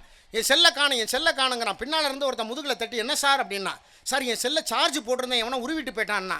அவன் பக்கத்தில் கேட்டவன் சொல்கிறான், சார் அப்போ அந்த சார்ஜர் சும்மா தானே வச்சுருக்கீங்க, எனக்கு கொடுங்கன்னு கேட்குறான். எவ்வளோ பெரிய மனிதாபிமானம் இல்லாதவனாக இருப்பான். அவனே பதறான். நம்ம வாழ்க்கையில் எப்படி செயற்கைத்தனமாக வாழக்கூடிய வாழ்க்கையாக இன்றைக்கி மாறிடுச்சுன்னு பார்க்கும்போது நமக்கு ரொம்ப ஆச்சரியமாக இருக்குங்க. நான் பெற்றோர்களுக்கு சொல்லிக் கொடுக்க வேண்டிய விஷயம் அதுதான். நீங்கள் எனக்கு பெரிய சந்தோஷமான விஷயம், என்னை அறிமுகப்படுத்தும் போது சொன்னாங்க, இந்த மேடையில் இன்றைக்கி பேசுகிறது வாழ்க்கையில் எனக்கு ஒரு மறக்க முடியாத தருணம். அது மாதிரி இன்னொரு விஷயம் என்ன தெரியுங்களா, இந்த மேடையில் நான் சொல்கிறது பெருமையாகவும் நினைக்கிறேன். ஒரு பேர் சொன்னால் எல்லாரும் கைதட்டுறோம். அவர் இன்றைக்கி உயிரோடு இல்லை. வாழ்க்கையில் நம்ம தேசத்தினுடைய முன்னாள் ஜனாதிபதியாக இருந்தாலும் மக்கள் மனதில் என்னாலும் ஜனாதிபதியாக வாழ்ந்து கொண்டிருக்கிற டாக்டர் அப்துல் கலாம்னு சொன்னால் நமக்கெல்லாம் ஒரு சந்தோஷமாக இருக்குது. டாக்டர் அப்துல் கலாம் அவர்கள் உயிரோடு இருந்தபோது அவரை 3 முறை சந்திக்கிற பாக்கியத்தை பெற்றவன் நான். எவ்வளோ பெரிய சந்தோஷமாக இருக்கும். என்னுடைய கவிதை புத்தகத்தை படிச்சுட்டு எனக்கு 1/2 மணி நேரம் அப்பாயின்மெண்ட் கொடுக்குறார். 2007 ஏப்ரல் 2ஆம் தேதி முதல்ல அவரை சந்திக்கிறேன் வாழ்க்கையில். எப்படி இருக்கும்? நான் அவர் பக்கத்தில் உட்காந்துருக்கேன், என் கையை பிடிச்சிட்டு அவர் பேசுகிறார். எவ்வளோ சந்தோஷமாக இருக்கும், எவ்வளோ உற்சாகமாக இருக்கும். அந்த சந்தோஷத்தோடு வெளியில் வந்தேன். வெளியில் வந்தேன். அந்த ஜனாதிபதி மாளிகைக்கு வெளியில் ஒரு சினிமா ஷூட்டிங் ஒன்று நடந்தது. அழகிய தமிழ் மகன் ஒரு படம். அதையும் கொஞ்சம் நேரம் நின்று பார்த்தேன். பார்த்துட்டு வீட்டுக்கு வந்து அதில் இந்த விஜய் சிறையாவெல்லாம் நடிச்சுக்கிட்டு இருந்தாங்க. அதையும் கொஞ்சம் நேரம் நின்று பார்த்தேன். பார்த்துட்டு வீட்டுக்கு வந்து என் பொண்டாட்டிக்கிட்ட சொன்னேன், டெல்லிக்கு போனேன், டாக்டர் அப்துல் கலாமை பார்த்தேன், வாழ்க்கையில் ஒரு மறக்க முடியாத விஷயம். அதுக்கப்புறம் வெளியில் வந்தேன். அந்த ஜனாதிபதி மாளிகைக்கு வெளியில் ஒரு சினிமா ஷூட்டிங் நடந்தது. அதில் விஜய் சிறையாவெல்லாம் நேரில் பார்த்தேன்னு சொன்னேன். என் பொண்டாட்டிக்கு சந்தோஷம் தாங்க முடியலை. அவங்க சொந்தக்காரங்களுக்கெல்லாம் ஃபோன் பண்ணி சொன்னான், என் வீட்டுக்காரர் டெல்லிக்கு போனார், நடிகை சிறையாவை பார்த்துட்டு வந்தாருன்னு சொன்னான். அப்துல் கலாமை பார்த்ததை சொல்லலை. அவர் உயிரோடு இருந்த வரைக்கும் அவருடைய அருமை நமக்கே தெரியலை. இப்படி ஒரு மாமனிதர் நம்ம சமகாலத்தில் வாழ்ந்தாரான்னு இன்றைக்கி ஆச்சரியப்படுறோம். அவர் உயிரோடு இருந்தபோது எத்தனை பேர் அவருடைய பெருமையை நமக்கு சொல்லி கொண்டாடணும். ஏன் தெரியுங்களா? நான் கேட்குறேன், டாக்டர் அப்துல் கலாம்னு சொன்னால் நீங்கள்லாம் ஏன் கை தட்டுறோம்? நமக்குள்ளே ஏன் உற்சாகம் வருது? அவர் என்ன பண்ணார்? டாக்டர் அப்துல் கலாம் யாருக்காவது கடன் கொடுத்தாரா? யாருக்காவது கைமாத்து கொடுத்தாரா? யாருக்காவது வேலை வாங்கி கொடுத்தாரா? யாருக்காவது சிபாரிசு கடிதம் கொடுத்தாரா? இது எதையுமே செய்யலைங்க. அவர் யாருக்கும் சிபாரிசு கடிதம் கொடுக்கல, யாருக்கும் வேலை வாங்கி கொடுக்கல, யாருக்கும் கைமாத்து கடன் கொடுக்கல. ஆனால் ஏன் கலாம்னு சொன்னால் நமக்குள்ளே ஒரு உற்சாகம் வருதுன்னா ஒரே செய்திங்க, நம்ம பிள்ளைகளுக்கு, நம்ம மாணவர்களுக்கு, நம்ம இளைஞர்களுக்கு உன்னால் முடியுங்கிற நம்பிக்கையை விதைச்சார் பார்த்தீங்களா? அதனால தான் இன்றைக்கி அவரை தலைவராக நம்ம கொண்டாடுறோம். நம்மளை நம்ப வைக்கணுங்க. என்னால் முடியும்னு என்னை நம்ப வைக்கிறவன் தான் தலைவனாக இருக்க முடியும். அதை நம்ப வச்சார். நம்ம பிள்ளைகளுக்கு சொல்லி கொடுத்தார், கனவு கான், உன்னால் முடியும் அப்படின்னு நம்ப வச்சதுனால இன்றைக்கி கலாமை நம்ம கொண்டாடுறோங்கிறது எவ்வளோ பெரிய சந்தோஷம். யோசிச்சு பாருங்கள். சில நம்ம பிள்ளைகளுக்கு சொல்லிக் கொடுக்க வேண்டிய அவசியம் அவ்வளோதாங்க. ஒரு 2 தவளை என்ன பண்ணிச்சான், அப்படி தாண்டி போயிருக்கு. தாண்டி போன 2 தவளையும் ஒரு தயிர் பானைக்குள்ளே விழுந்துருச்சான். தயிர் பானைக்குள்ளே விழுந்தோன்னு ஒரு தவளை நினச்சிது, ஐயோ விழுந்தோம் செத்தோன்னு மூழ்கி செத்து போச்சு. ஆனால் இன்னொரு தவளை அப்படி நினைக்கல, எப்படியாவது வெளியில் வரணும்னு அந்த காலை வச்சு டப்ப டப்பன்னு அந்த காலை வச்சு அடிச்சிருக்கு. நீங்கள் தயிரை கொஞ்சம் நேரம் கிடைஞ்சா அது வெண்ணையாக மாறும். இந்த தவளை காலை வச்சு அடிக்க அந்த தயிர் திரண்டு வெண்ணையாக மாற அந்த வெண்ணெய் மேலே காலை வச்சு ஒரு தவளை மட்டும் வெளியில் வந்துச்சாங்க உயிரோட. வாழ்க்கையில் விடாமுயற்சியும் தன்னம்பிக்கையும் இருந்தால் யாரும் சாதிக்க முடியுங்கிறதுக்கு எத்தனை உதாரணம் நம்ம கையில் இருக்குது. இன்னொரு உதாரணம் சொல்லட்டுங்களா? உங்களுக்கு தெரிஞ்சதாக கூட இருக்கலாம். நம்ம பிள்ளைகளுக்காக சொல்கிறேன். நான் ஒரு விஷயம், மதுரை மேலூரில் நடந்த விஷயம். மதுரை மேலூரில் ஒரு பையன், கார்த்தின்னு ஒரு பையன், நீங்கள் பத்திரிக்கை செய்தியாக கூட படிச்சிருக்கலாம். அப்பா இல்லாத பையன், அம்மா கஷ்டப்பட்டு படிக்க வைக்கிறாங்க. பையனுக்கு 10வது படிக்கிற வரைக்கும் அம்மா என்ன வேலை பார்க்குறாங்கன்னு தெரியாது, ஏதோ கஷ்டப்பட்டு படிக்க வைக்கிறாங்கன்னு மட்டும்தான் தெரியும். அப்பா இல்லாத பையன், அம்மா என்ன வேலை பார்க்குறாங்கன்னு தெரிஞ்சுக்கணுன்னு ஆசைப்பட்டாங்க. விசாரித்தான், அம்மா எங்கே வேலை பார்க்குறாங்கன்னு விசாரிச்சுட்டே இருந்தான். ஒரு நாள் லீவ் அன்னைக்கு. அப்போ தான் சொன்னாங்க, அவங்க அம்மா அந்த கல்யாண மண்டபத்தில் தான் வேலை பார்க்குறாங்கன்னாங்க. பையன் உள்ளே போய் பார்த்தான். அந்த அம்மாவுக்கு என்ன வேலை தெரியுங்களா? வெங்காயம் உரிக்கிற வேலை. சமயக்கட்டில் உட்காந்து வெங்காயம் உரிச்சிக்கிட்டு இருக்காங்க. மூட்டை கணக்கில் வெங்காயம். கல்யாண விசேஷங்களில் போய் இந்த அம்மா சமயக்கட்டில் வெங்காயம் உரிக்கிற வேலை. பையன் போனால் அழுதுட்டான். என்னம்மா அது, கொஞ்ச நேரம் இருந்தாலும் என் கண்ணே கலங்குதே, எப்படிம்மா மூட்டை கணக்கில் வெங்காயம் உரிக்கிறீங்கன்னா? ஏண்டா இதாண்டா வேலை, இதை பார்த்து தாண்டா உன்னை படிக்க வைக்கிறேன். பையன் அழுதுகிட்டே சொன்னான், அம்மா நான் படித்து பெரிய ஆளாகி உன்னை கண்டிப்பாக கண்கலங்காமல் நான் காப்பாற்றுவாமான்னு பையன் சொன்னான். அப்போ தான் அந்த தாய் சொன்னான், அதெல்லாம் நல்ல பையன்டா, நீ கண்டிப்பாக என்னை காப்பாற்றுவா, அதுலெல்லாம் எனக்கு நம்பிக்கை இருக்குடா. வாழ்க்கையில் நீ எதையாவது சாதிக்கணும்னு நினச்சி என்ன, நீ பெரிய ஆளையாவது ஏதாவது சாதிக்கணும்னு நினச்சி என்ன, இந்த வெங்காயம் உரிக்கிற மிஷினை கண்டுபிடுறான்னு அந்த அம்மா சொன்னாங்க. அந்த பையன் +2 படிக்கும்போது டெல்லியில் நடந்த தேசிய அறிவியல் கண்காட்சியில் அந்த மேலூர் கார்த்திங்கிற பையன் கண்டுபிடிச்சதாங்க இன்றைக்கி நம்ம பயன்படுத்துகிற வெங்காயம் உரிக்கிற மிஷினு. ஒரு தாயினுடைய கண்ணீரில் கூட ஒரு சாதனை பிறக்கும்னு நடந்திருக்கு. வாழ்க்கையில் யாருமே ஒன்று தெரிஞ்சுங்க, யாருக்கும் அறிவு கூடலாம் கிடையாது. நம்ம பிள்ளைகளுக்கு நம்ம வம்சத்திலே அவ்வளோதான் முடியும் போல் இருக்குது. நம்ம பரம்பரையிலே 35 மார்க்கு மேலே அப்படியெல்லாம் கிடையாது. ஒரு பள்ளிக்கூடத்தில் வந்து பெரியவங்களுக்கு தெரியும், பசங்களுக்கு வேணால் தெரியாமல் இருக்கலாம். கிருபானந்த வாரியார்னு ஒரு அற்புதமான சாமியார், அற்புதமான மனிதர். அவர் இந்த மாதிரி பள்ளிக்கூடத்தில் வந்து பேசினாருங்க. நான் சொல்கிறது ஒரு 40 வருஷத்துக்கு முன்னால் பேசினார். இந்த மாதிரி மைக்கை பிடிச்சி மாணவர்களை பெற்றோர்கள்லாம் இருந்தாங்க. என்ன தெரியுமா கேட்டார்? படித்தா அறிவு வளருமா அப்படின்னு கேட்டார். என்னடா அது, ஒரு சாமியார், நல்ல சாமியார்னாங்க, இவர் படித்தா அறிவு வளருமான்னு கேட்குறாரு. எல்லாரும் பசங்களும் சேர்ந்து வளரும் அப்படின்னாங்க. அவர் வளராது அப்படின்னாரு. என்னடா அப்படி சொல்கிறாரு, படித்தா அறிவு வளராதுங்கிறாரு. அவர் என்ன தெரியுமா விளக்கம் கொடுத்தாரு? நீ வெள்ளை வேட்டி கட்டியிருக்க, அதில் ஒரு சின்ன கரை படுது, துவைச்சா போயிடும். கரை போயிடும். ஏற்கனவே இந்த வேட்டி எப்படி வெள்ளையாக இருந்ததோ அது மாதிரி வருது இல்லையா? நீ ஒரு சிலை செதுக்கணும்னு நினைக்கிற, ஒரு மலையை குடைஞ்சி அப்படி சிலை செதுக்கணும்னு நினைக்கிற, நீ என்ன சிலை செய்யணுமோ அது பாறைக்குள்ளே இருக்குது இல்லையா? நீ என்ன சிலை செய்யணுமோ அது பாறைக்குள்ளே இருக்குது. நீ செதுக்க செதுக்க அந்த சிலை வெளியில் வருது இல்லை? அது மாதிரி நீ படிக்க படிக்க படிக்க உன்னிடத்தில் இருக்கிற அறியாமை நீங்கும், அறிவு வெளிப்படும்னார். அறிவு வளராது. நீ படிக்க படிக்க படிக்க உன்னிடத்தில் இருக்கிற அறியாமை நீங்கும், அறிவு வெளிப்படும்னார். ஏன் தெரியுங்களா அப்படி சொன்னார்? அறிவுங்கிறது பொது. என் வம்சத்துக்கு அறிவு கிடையாது. என் பையன் 35 மார்க் மேலே இருக்க மாட்டான். ஏன்னா எங்கள் தாத்தா 35 தான் எடுத்தார். எங்கள் அப்பா அப்படியெல்லாம் கிடையாதுங்க. யார் முயற்சித்தாலும் கடின உழைப்பால் யாரும் சாதிக்க முடியுங்கிறதுக்கான உதாரணங்கள் நம்ம கூட தான் இருக்குது. அதெல்லாம் ஒன்றும் பெரிய விஷயம் இல்லை. நான் பெண்களுக்காக சொல்கிறேன், பெண்கள் நிறையா வந்திருக்காக சொல்கிறேன். என் பொண்டாட்டியெல்லாம் ஒரு நாளைக்கு உண்மையிலே 16 சீரியல் பார்க்குறான். 16 சீரியல் பார்க்குறான். எந்த டிவிக்கும் வஞ்சம் வைக்கிறது கிடையாது. எல்லா சீரியல் எப்படித்தான் ஞாபகம் வச்சுக்கிறான்னு எனக்கு தெரியல. நான் சாப்பிடும்போது ஏதாவது ஒரு சீரியல் தான் பார்ப்பேன். அதுவே எனக்கு புரிய மாட்டேங்குது, விளங்க மாட்டேங்குது. அதில் திடீர்னு ஆளை வேற மாற்றுறானுங்க. இன்று முதல் இவருக்கு பதில் அவள், அவளுக்கு பதில் இவள்னு ஆளை வேற மாத்திர. எப்படி தான் என் பொண்டாட்டிக்கு அதெல்லாம் புரியுதுன்னு தெரியல. 16 சீரியல் பார்க்குறான். அன்னைக்கு உண்மையிலே போய் பசிக்குதுன்னு ஒரு நாள் போய் 8 மணிக்கு உட்கார சீரியல் பார்த்துக்கிட்டு இருக்கிறான். பசி இருங்க விளம்பரம் போடட்டுங்கிறா. விளம்பரம் இடைவெளி தான் எங்கள் குடும்பத்தில் எல்லா காரியமும் நடக்குது. விளம்பரம் போட்டோன்னு ஓடி போய் ஒரு தோசையை சுட்டு கொண்டாந்து வைக்கிறா. பிக்க முடியலை, சுடுதுங்க, நான் பிக்க முடியலை. லைட்டை போட்டு பார்க்குறேன், அவசரத்தில் தோசை கல்லோடு கொண்டாந்து வச்சுட்டு போயிட்டா. அது கூட அவளுக்கு தெரியலை, வச்சுட்டு போயிட்டோம் கூட வந்துச்சு பார்த்துக்கிட்டு இருக்கா. போன வருஷம் சென்னைக்கு கூட்டிகிட்டு போகிறேன் ஒரு ஜவுளி கடைக்கு, பெரிய ஜவுளி கடை, டி நகரில் ரங்கநாதன் ஸ்ட்ரீட்டில் இருக்கிற ஒரு ஜவுளி கடைக்கு கூட்டிகிட்டு போகிறேன். ஜவுளி எடுத்துக்கிட்டு இருக்கா, புடவை எடுத்துக்கிட்டு இருக்கோம். என் கையை சுரண்டுனா. என்னடிங்கிறேன், இங்கே பாருங்கள் நம்ம சொந்தக்கார பொண்ணு என்னை பார்த்துட்டு பேசாமல் போகிறான்னா. இது நம்ம சொந்தக்கார பொண்ணு உன்னை பார்த்துட்டு பேசாமல் போகிறாளான்னு யாருன்னு திரும்பி பார்க்குறேன். இந்த செம்பருத்தின்னு ஒரு சீரியலில் நடித்த பார்வதின்னு ஒரு நடிகை. இவ டெய்லி டிவியை பக்கத்தில் பார்த்து பார்த்து சொந்தக்காரின்னு முடிவு பண்ணிட்டா. தெரியுதுங்களா? அவளுக்கு அவள் டெய்லி பார்த்ததில் ஏதோ சொந்தக்காரினே முடிவு பண்ணிங்க பாரு. அவள் சொந்தக்காரியெல்லாம் இல்லை, அவள் டிவியில் நடித்த சீரியல். ஆமாம் இல்லை ஞாபகம் அப்போ தான் அவருக்கு சொந்தக்காரி யார், டிவியில் நடிக்கிற சீரியல் எது. அந்த அளவுக்கு இன்றைக்கி பாருங்கள் பெண்கள் எப்படி ஆழ்ந்து உள்ளுக்குள்ளே போயிட்டாங்கங்கிறது என்ன ஆச்சரியமாக இருக்குது. உண்மையிலேயே நான் தொலைக்காட்சியில் தான் இருக்கேன். என் வேலையே போனாலும் பரவாயில்ல, சொல்கிறத சொல்லித்தான் ஆகணும். ஏன்னா காந்தி பிறந்த அன்னைக்கு படம் போடுறான் டிவியில். காந்தி பிறந்த அன்னைக்கு படம். காந்தி பிறந்த தினத்தை முன்னிட்டு அக்டோபர் 2ஆம் தேதி மாபெரும் அதிரடி திரைப்படம். என்ன காந்தி என்ன அதிரடியாக சொல்லி கொடுத்துட்டு போனார்? அகிம்சை சொல்லி கொடுத்த காந்தி பிறந்த நாள் அன்னைக்கு மாபெரும் அதிரடி திரைப்படம். அப்படியே பார்த்தீங்கன்னா அப்படியே ரத்தம் தெறிக்குது டிவி முழுக்க. நான் ஒன்று பெற்றோர்களுக்காக சொல்கிறேன். ஒரு விஷயத்தை நம்ம புரிஞ்சுக்கணுங்க. எனக்கெல்லாம் 2 பசங்க, எனக்கு 2 பையன். உண்மையிலேயே பெண் குழந்தை இல்லை அப்படின்னா உண்மையிலே ஒவ்வொரு குடும்பத்துலேயும் ஒரு இளவரசி வேணும்னு நினைக்கிறவன். நான் அந்த குடிப்பினை எனக்கெல்லாம் இல்லை, பொம்பளை பிள்ளை இல்லை, 2 பசங்க தான். இந்த கூட்டத்தில் யாருக்காவது பொம்பளை பிள்ளை இல்லை 2 பசங்க தான் அப்படின்னு ஒரு வேளை இருந்தால் அந்த குடும்பத்தில் மரியாதை ஓஹோன்னு இருக்கும். எனக்கு தெரியும். என் மனைவியெல்லாம் சாப்பிட கூப்பிடுவா. சாப்பிட கூப்பிட்றேன், ஒருத்தனும் வரமாட்டான் அப்படிங்குவா.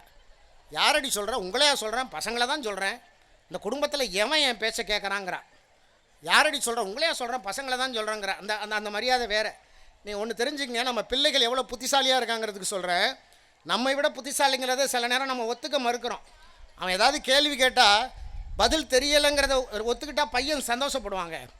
ஒன்று அவனை போட்டு குழப்புறது, இல்லைன்னா தேவையில்லாத விஷயத்த அவனுக்கு சொல்லிக் கொடுக்குறது, இல்லைன்னா அவனை அதட்டுறது, திட்டுறது. ரொம்ப புத்திசாலியாக இருக்கிறான். சில நேரம் பசங்க கேட்குற கேள்விக்கு பதில் சொல்லவே முடியலை. அன்றைக்கி என் சின்ன பையன் 12 வயசு தான் ஆகுது, என்னை பார்த்து கேட்குறான். அன்றைக்கி ஒரு நாள் கேட்டான், அப்பா நீங்கள் எங்கே பிறந்தீங்கன்னா, நான் அதிராமணத்தில் பிறந்தேன்டா அப்படின்னேன். அம்மா எங்கே பிறந்தாங்கன்னு கேட்டான். அம்மா திருத்துறைப்பூண்டியில் பிறந்தாங்கடான்னு. அண்ணன் எங்கே பிறந்தான்னு கேட்டான். அண்ணன் தஞ்சாவூரில் பிறந்தாண்டான்னு. நான் எங்கே பிறந்தேன்னு கேட்டான். நீ பட்டுக்கோட்டையில் பிறந்தடான்னு. 4 பேர் 4 ஊரில் பிறந்துட்டு எப்படி ஒரே வீட்டுக்குள்ளே வந்தோம்னு கேட்குறான். நான் அவனுக்கு என்ன பதில் சொல்கிறதுனே தெரியல. சில நேரம் இப்படியும் கேட்குறான். நீங்கள் ஒன்று நினச்சிங்க, இன்றைக்கி பிள்ளைகள் எப்படி பிறக்கும் போதே புத்திசாலியாக இருக்குங்கிறதுக்கு ஒரு உதாரணம் சொல்கிறேன். ஒரு 3.5 வயசு பொம்பளை பிள்ளைங்க வீட்டு வாசலில் ஒரு துப்பாக்கியை தூக்கி போட்டு விளாண்டுக்கிட்டு இருக்கு.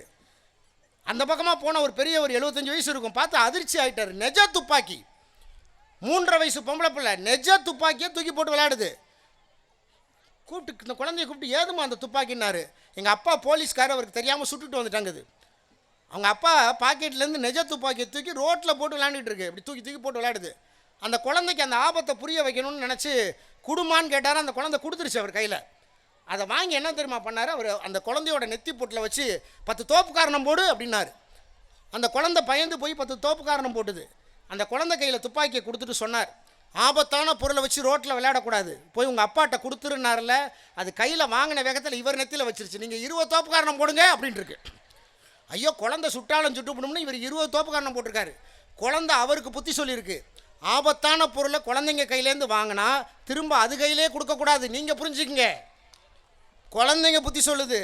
இன்றைக்கி குழந்தைங்க புத்திசாலியாக இருக்கான், அதில் எந்த சந்தேகமும் இல்லை. எப்போ அதி புத்திசாலியாக இருக்கணும் அங்கே தான் பிரச்சனையும் இருக்கும், அது வேறு. இன்றைக்கி பிள்ளைகள், நம்ம பிள்ளைகள்கிட்ட என்ன தெரியுங்களா பிரச்சனை, எதை செய்யக்கூடாதுன்னு சொல்கிறோமோ அதை தான் செய்கிறான். செய்யாதரா, செஞ்சு பார்த்தா என்ன, அந்த அந்த அந்த வயசில் அதை தான் இருக்கும். இன்றைக்கி அறிவுரைகள் சொன்னால் கேட்க மாட்டான், நம்ம அனுபவத்தை சொல்லுங்க கேட்பான். எதை சொன்னாலும் பூக்களை பறிக்காதேன்னு ஒரு இடத்துல போட்டிருக்கு, பூக்களை தானே பறிக்கக்கூடாதுன்னு சரி வேரோடு பிடுங்குறாங்க ஒருத்தன். இங்கே எச்சில் துப்பாதீர்கள், எச்சு தானே துப்பக்கூடாதுன்னு வாய்க்குள்ளே விரலை விட்டு வாந்தி எடுக்கிறான். நம்ம எதை செய்யக்கூடாதுன்னு சொல்கிறோமோ அதை செஞ்சு பார்த்தா என்ன அப்படிங்கிற அந்த அந்த அந்த யோகத்தில் போயிட்டுருக்கவனுக்கு நம்ம இன்றைக்கி பிள்ளைகளுக்கு நம்ம சொல்கிற அறிவுரை போய் சேரவே சேராதுங்க, அனுபவங்கள் தான் சேரும். அதுக்கு ஒரு உதாரணம் சொல்லட்டுங்களா? ஒரு வீட்டு வாசலில் 7 பேர் டெய்லி பசங்க 12 வயசு 14 வயசு தான் இருக்கும், டெய்லி கிரிக்கெட் விளாண்டான். கிரிக்கெட் விளையாடுங்கிற பேரில் பாலை எடுத்து அடிக்கிறான், கண்ணாடியை உடைக்கிறான், கதவை உடைக்கிறான். அந்த வீட்டில் இருக்கிற பெரியவர் என்ன பண்ணார், விளையாடாதன்னு சொன்னால் கேட்பானா? இன்றைக்கி இருக்கிற பசங்க 15 வயசு பையன் சொல்கிறத கேட்பானா?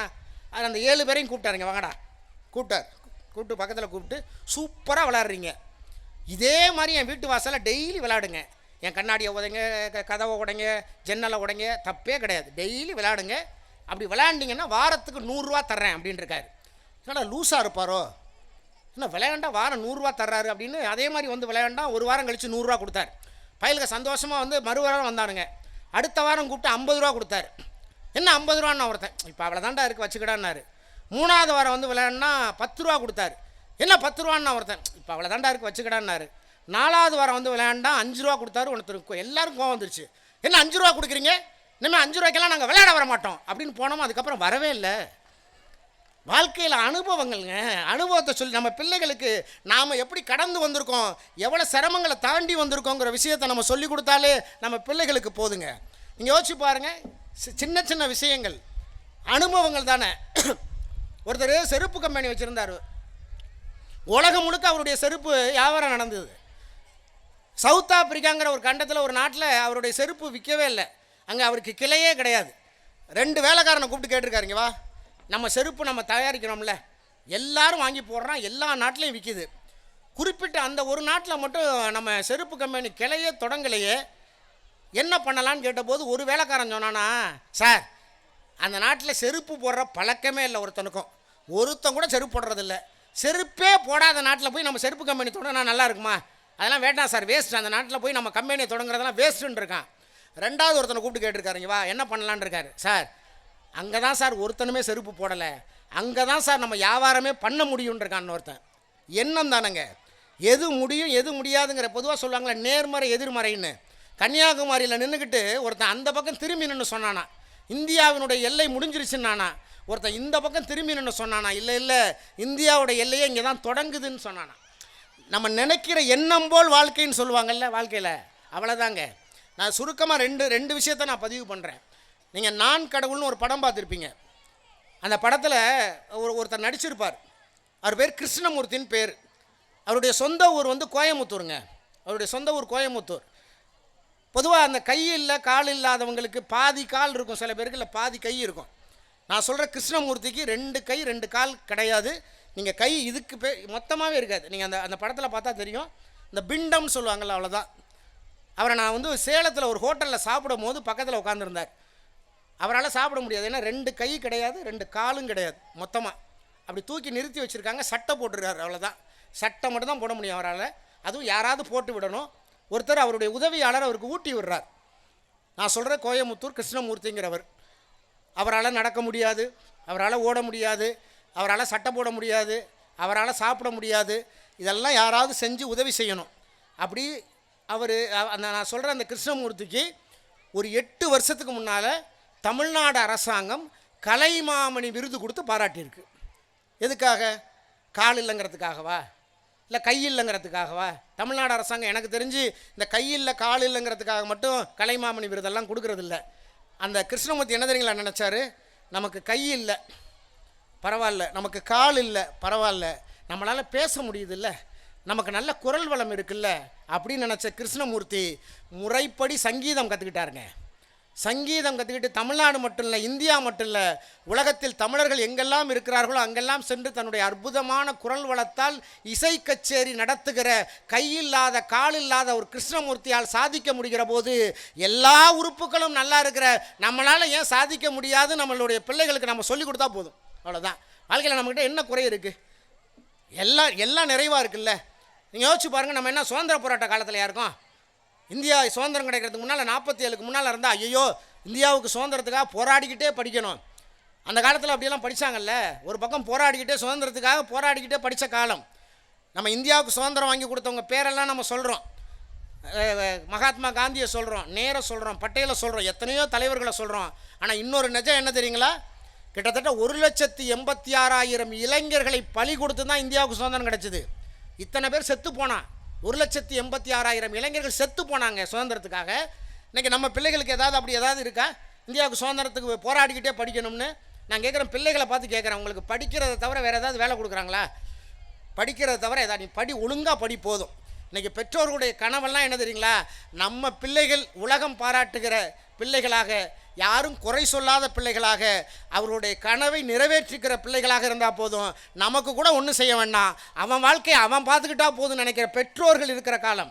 நான் பிள்ளைகளுக்கு சொல்கிறேன், உங்களுடைய பெற்றோர்கள் நான் நினச்ச பிள்ளை மாதிரி நான் வளர்த்துருக்கேன் அப்படிங்கிற அந்த சந்தோஷத்தை நீங்கள் கொடுங்க போதும். வேறு என்ன இருக்குது உங்களுக்கு? பெற்றோர்களுக்கு நீங்கள் கொடுக்குறதுக்கு வேறு என்ன இருக்குது? சுதந்திரத்துக்கு போராடுறதுக்கு வேறு ஏதாவது போராட்டத்துக்கு கொடுத்துக்கிட்டு இருக்காங்களா என்ன? யோசிச்சு பாருங்கள். ரெண்டு விஷயம் தாங்க. நான் இந்த ஒரே ஒரு திருக்குறளை சொல்கிறேன். நான் பெற்றோர்களுக்கு சொல்கிறேன் இந்த குறளை. நான் அந்த குறளுக்கு விளக்கம்லாம் சொல்லலை, குறளை மட்டும் சொல்கிறேன். நீங்கள் பிள்ளைகளுக்கு சொல்லிக் கொடுங்க, அந்த குறளினுடைய அர்த்தத்தை நீங்கள் சொல்லிக் கொடுங்க. வள்ளுவர் 2000 வருஷத்துக்கு முன்னால் சொல்லியிருக்காரு. நம்ம பிள்ளைகளுக்கு எது இருக்கக்கூடாதுங்கிறத 2000 வருஷத்துக்கு முன்னால் பதிவு பண்ணியிருக்காரு.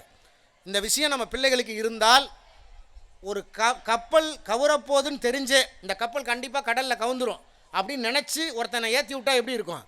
அது மாதிரி அப்படின்னு சொல்லியிருக்காரு. ஒரு 4 விஷயம் நம்ம பிள்ளைகளுக்கு இருக்கக்கூடாது. 4 விஷயம். அது என்ன 4 விஷயங்கிறத வள்ளுவர் சொல்லியிருக்காரு. முடிஞ்சால் நாளைக்கு வீட்டில் போய் அந்த குறளுக்கு அர்த்தத்தை எடுத்து நம்ம பிள்ளைகளுக்கு சொல்லிக் கொடுங்க. நெடுநீர் மறவி மடிதுயில் 4ம் கெடுநீராகும் காமக்கலன் அப்படின்னு சொல்லியிருக்காரு. இந்த 4 விஷயம் நம்ம பிள்ளைகளுக்கு இருக்கக்கூடாது. வாழ்க்கையில் சாதிக்கக்கூடிய பிள்ளைகளை நம்ம உருவாக்கணும்னு ஆசைப்பட்றோம்ல, கொஞ்சம் நாமளும் தியாகம் பண்ணணுங்க. எப்போவுமே நான் என் பிள்ளைகளுக்கு நான் சொல்லுவேன், இங்கே பாரு, டிவி பார்க்கக்கூடாதுன்னு பிள்ளைகளுக்கு மட்டும் சொல்லிக் கொடுக்காதீங்க. முதல்ல நீங்கள் பார்க்காம இருங்க. இல்லை நீங்கள் அவனை பார்க்க, நீ படுறா உட்காந்து டிவி பார்க்காதுன்னு சொல்லிட்டு நீங்கள் மட்டும் டிவி பார்ப்பீங்க, அவன் செவுத்து பக்கம் திரும்பிக்கிட்டு படிப்பானா? நாம் கொஞ்சம் தியாகம் பண்ணணுமா இல்லையா? நாமக்கிட்ட சில மாற்றங்கள் இருக்கணுமா இல்லையா? யோசிச்சு பாருங்கள். ஒரே ஒரு கதை, பொதுவாக நான் எல்லா இடத்துலையும் இது சொல்கிறது வழக்கம். இது கதை கிடையாது, இதுதான் நிஜம், இதுதான் வாழ்க்கை. ஆனால் அதான் நடந்துகிட்டு இருக்குது பொதுவாகவே. 2 விஷயம் சொல்கிறேன், சுருக்கமாக சொல்லிடுறேன். நான் ஒரு அதிகபட்சம் ஒரு 3 நிமிஷத்தில் நிறைவு செய்கிறேன். நான் செல்லை பற்றி சொன்னேன், தொலைக்காட்சியை பற்றி சொன்னேன். ஒரு குழந்தைங்க முதல்ல ஒரு 2 வயசு குழந்தை முதல்ல ஒரு ஓவியத்தை வரைஞ்சி கொண்டாந்து அம்மா கிட்ட காட்டுது. அம்மா டிவி பார்த்துக்கிட்டு இருக்காங்க. அம்மா ஓவியம் வரைஞ்சிருக்கேன். அந்த குழந்தைய அப்படி தள்ளி விட்றாங்க. விளம்பரம் போட்டனவா, அப்புறம் வா. பெத்த குழந்தை 2 வயசு குழந்தை முதல்ல ஒரு ஓவியம் வரைஞ்சி கொண்டாந்து காட்டுது. அப்பா கிட்ட கொண்டு போய் காட்டுது. அப்பா யார்கிட்டயோ ஃபோன் பேசிக்கிட்டு இருக்காரு. அப்புறம் வா, பேசிக்கிட்டே தள்ளி விட்றாரு அந்த குழந்தைய. அப்புறம் அப்பா பேசிகிட்டு இருக்கேன், முக்கியமாக பேசிகிட்டு இருக்கேன். திரும்ப அந்த குழந்தை போய் அம்மா கிட்ட காட்டுது. அம்மா தள்ளி விட்றாங்க. திரும்ப அப்பா கிட்ட போய் காட்டுது. அப்பா தள்ளி விட்றாரு. 2 வயசு குழந்தைக்கு கூட தன்மானம் இருக்குங்க. நம்ம முதல்ல வரைஞ்ச ஓவியத்தை அப்பாவும் கவனிக்கலை, அம்மாவும் கவனிக்கலைன்னு அந்த குழந்தை இரவு உணவு சமைச்சு டேபிள் மேலே வச்சுருந்தாங்க. அந்த குழந்தை அப்படி எந்திரிச்சு எக்கி பிடிச்சி அந்த விரிப்பை இழுத்து தள்ளி அத்தனை கீழே தள்ளி விடுச்சு. சமைச்சு வச்சுருந்ததை சத்தம் கேட்டு ஃபோன் பேசிக்கிட்டு இருந்த அப்பாவும் டிவி பார்த்துக்கிட்டு இருந்த அம்மாவும் ஓடி வந்து அந்த குழந்தைய 2 நிமிஷம் அடிச்சுட்டு 20 நிமிஷம் திட்டிருக்காங்க. இப்படி செய்வியா, இப்படி பண்ணுவியா? நான் கேட்குறேன், நம்ம குழந்தை, நாம் எதிர்காலம் நினைக்கிற நம்ம குழந்தை 1 நிமிஷம் திரும்பி பார்த்து, ஐயோ நல்லா இருக்கேம்மா, நல்லா வரைஞ்சிருக்கே, உனக்கு வேறு ஏதாவது வாங்கி கொடுக்கணுமான்னு சொன்ன அந்த குழந்தை எவ்வளவு சந்தோஷப்படும். நம்முடைய பிள்ளைகளுடைய எதிர்காலத்தை நாமளே திசை திருப்பி விட்டுட்டு, ஐயோ நம்ம பிள்ளை சொல்கிறத கேட்க மாட்டான், நம்ம பிள்ளை சொல்கிற மாதிரி இருக்க மாட்டான்னு நாம் வருத்தப்படுறோமே. நம்ம கையில் இருக்குங்க, நம்ம கையில் இருக்குது.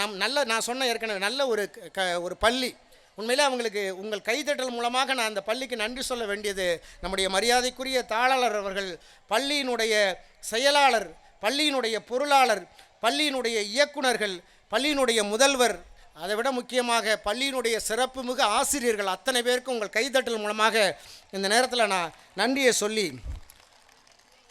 ஒரே வரியில் நான் நிறைவு செய்யணும் அப்படின்னா நான் பிள்ளைகளுக்கு சொல்லி ஒரே வரியில் நிறைவு செய்கிறேன். வாய்ப்பு என்பது நம்ம தேடி வந்தால் நாம் அதிர்ஷ்டசாலி. வாய்ப்பு என்பது நம்மை தேடி வந்தால் நாம் அதிர்ஷ்டசாலி. வாய்ப்பை நாம் தேடி சென்றால் நாம் புத்திசாலி. வாய்ப்பை நழுவ விடுகிறவன் ஏமாளி. வாய்ப்பே இல்லை என்று புலம்புகிறவன் கோமாளி. நாம் ஏமாளியாக கூட இருக்கலாம், ஆனால் கோமாளியாக இருக்கக்கூடாது. நம் பிள்ளைகளுடைய மிகச்சிறந்த எதிர்காலம் இந்த பள்ளி தளிக்கோட்டையினுடைய சிறப்புமிகு இந்த ஸ்ரீ வெங்கடேஸ்வரா பள்ளியில் படிக்கிற உங்களுடைய பிள்ளைகளுடைய எதிர்காலம் மிகச்சிறப்பான எதிர்காலமாக, நீங்கள் நினைப்பதை விட உயர்வான இடத்துக்கு உங்களுடைய ஒவ்வொரு பிள்ளைகளும் செல்வார்கள் என்கிற வாழ்த்துக்களை இந்த நேரத்தில் தெரிவித்து ஒரு அற்புதமான விழாவை 17ஆம் ஆண்டு அற்புதமான இந்த ஆண்டு விழாவை மிகச்சிறப்பாக பிள்ளைகளோடும் பெற்றோர்களோடும் கொண்டாடி கொண்டிருக்கிற ஸ்ரீ வெங்கடேஸ்வரா பள்ளி குழுமத்தை சார்ந்த அத்தனை பெருமக்களுக்கும் மீண்டும் என்னுடைய பணிவான நன்றியையும் வணக்கத்தையும் கூறி விடைபெறுகிறேன். நன்றி, வணக்கம். மடித்துயில் 4ம் கெடிநீரார் காமக்கலன் என்ற குறளின் மூலம் மனிதனின் குணங்களில் இன்றியமையாத தன்னம்பிக்கையையும் விடாமுயற்சியையும் இயற்கையோடு பல்வேறு உதாரணங்களோடும் ஒப்பிட்டு எளிய முறையில் நம் மண்ணின் மைந்தர் சிறப்பு விருந்தினர் ஐயா திரு அண்ணா சிங்காரவேலு அவர்கள் எம் பள்ளி மாணவர்களின் சிந்தைக்கும் பெற்றோர்களின் சிந்தைக்கும் கருத்தினை வித்தாக விதைத்தமைக்கு மிகவும் நன்றி. எமது அழைப்பினை ஏற்று வருகை புரிந்து சிறப்புரையாற்ற சரளாதேவி மேடம் அவர்களை அன்போடு அழைக்கிறோம்.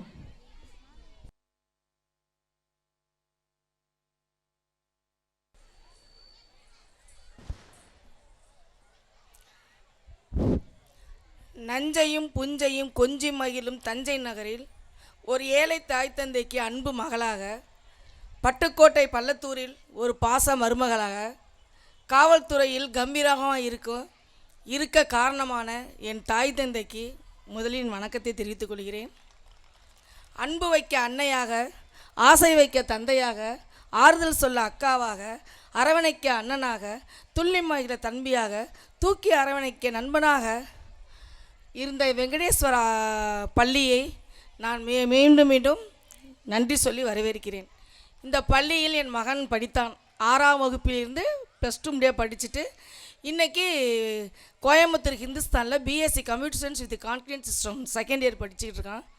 அன்பும் அறனும் பண்பும் பாசமும் ஒழுக்கமும் கல்வியும் தந்த இந்த வெங்கடேஸ்வராவுக்கு என் நன்றியை தெரிவித்துக் கொள்கிறேன். இன்று வரைக்கும் என் மகன் நல்லவன் என்று பேர் எடுக்க காரணமானது இந்த பள்ளி. இந்த பள்ளியில் உள்ள அத்தனை ஆசிரியர்களுக்கும் என் நன்றியை தெரிவித்துக் கொள்கிறேன். இன்று என் மகன் 2nd இயர் படிச்சுக்கிட்டு இருக்கான். அந்த காலேஜில் ஒரு நல்ல ஒழுக்கமுள்ள ஒரு பையனாக பேர் எடுத்து சர்டிஃபிகேட் வாங்கியிருக்கான். அதுக்கு காரணம் இந்த பள்ளி. இந்த பள்ளியில் கல்வியை மட்டுமல்ல, பாசத்தையும் பண்பையும் ஒழுக்கத்தையும் அன்பையும் அறனையும் கற்றுக் கொடுத்த அந்த பள்ளியை நான் மென்மேலும் பாராட்டி வாய்ப்பு கொடுத்த அனைவருக்கும் நன்றி கூடி விடைபெறுகிறேன். நன்றி, வணக்கம். Thank you, ma'am, for your valuable words and messages. சிறப்பு விருந்தினராக வருகை புரிந்து எங்களுக்கு நல்லதொரு ஒத்துழைப்பை வழங்கி கொண்டிருக்கக்கூடிய திருமதி சரளாதேவி மேடம் அவர்களுக்கு எங்களது பள்ளியின் இயக்குனர் மேடம் அவர்கள் சால்வை அணிவித்து கௌரவிக்கிறார்கள். நன்றிம்மா. வெளிநாடுகள் வாழ் பெற்றோர்கள் கேட்டுக்கொண்டதன் பேரில் நமது தளிக்கோட்டை வெங்கடேஸ்வரா வித்யா மந்திர் மேல்நிலைப் பள்ளியின் 17வது ஆண்டு விழா நேரடி ஒளிபரப்பாக NTV, சத்யா டிவி போன்ற டிவிகளில் நிகழ்வு லைவாக நடந்து கொண்டிருக்கிறது. சிங்கார மொட்டுக்கள் நிறைந்தது, சிகரங்கள் பல கண்டது, சிறப்புகள் பல கொண்டது, வாழ்க எம் பள்ளி. ஆண்டறிக்கை மூலம் விளையாட்டுப் போட்டிகள், யோகா, கராத்தே, கவிதைகள், கட்டுரைகள் என பல போட்டிகளில் தன் திறமையை வெளிப்படுத்திய நம் பள்ளியின் சாதனை பட்டியலை ஆண்டறிக்கையாக வாசிக்க நம் பள்ளியின் ஒருங்கிணைப்பாளர் திரு விஜயராகவன் அவர்களை உரையாற்ற அழைக்கிறோம்.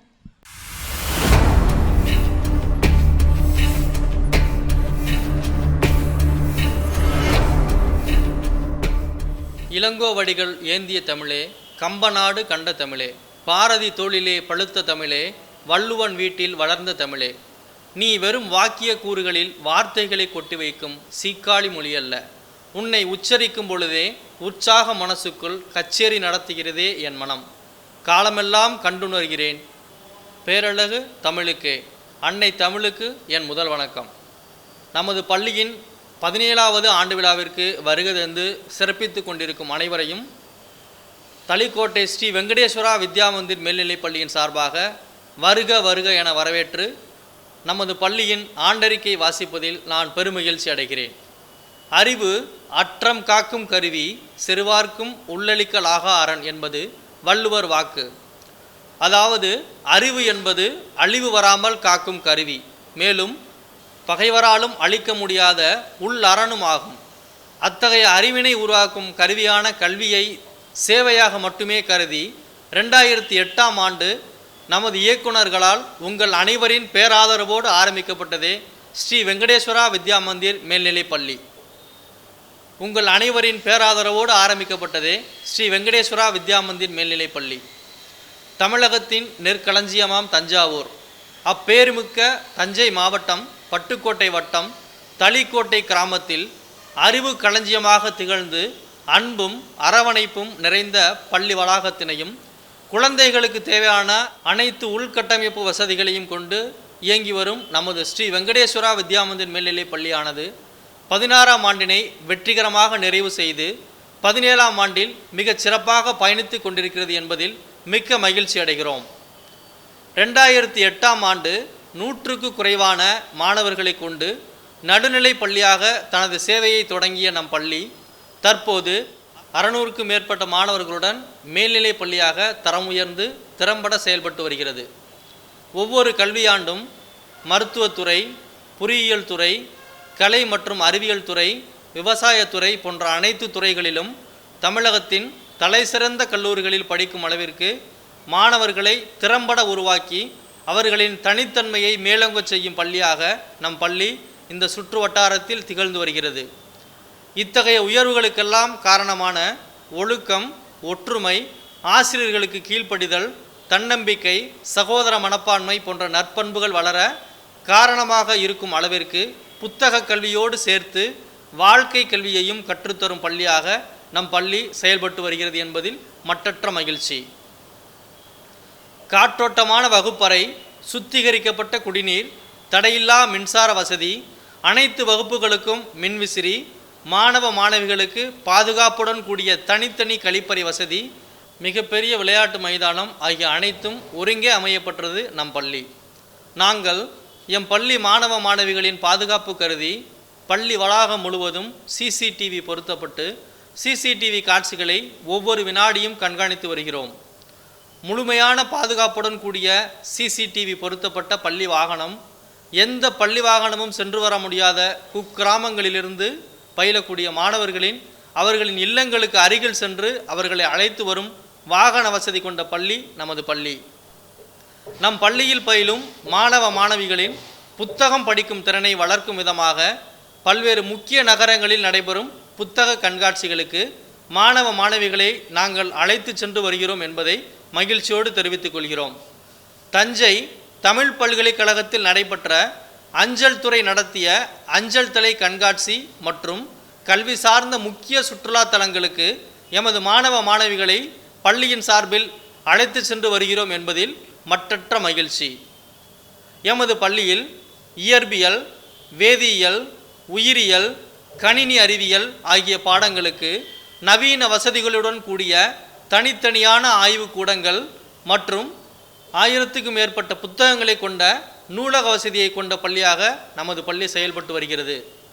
பள்ளி தொடங்கிய நாள் முதல் இன்று வரை 10 மற்றும் 12ஆம் வகுப்பு அரசு பொதுத் தேர்வுகளில் தொடர்ந்து 100% தேர்ச்சி மற்றும் மாவட்ட அளவிலும் மாநில அளவிலும் சிறப்பிடம் பெற்று இயங்கி வரும் பள்ளி நம் பள்ளி என்பதில் மட்டற்ற மகிழ்ச்சி. 2023-2024 கல்வியாண்டில் நடைபெற்ற 10ஆம் வகுப்பு அரசு பொதுத் தேர்வில் கே. கிரிநாத் முதலிடத்தையும், MC சிவகார்த்திகேயன் 2ஆம் இடத்தையும், S. ஆர்யா 3ஆம் இடத்தையும், V. சிவசங்கர் கணிதத்தில் 100க்கு 100 மதிப்பெண்கள் பெற்றும் பள்ளிக்கு பெருமை சேர்த்துள்ளனர்.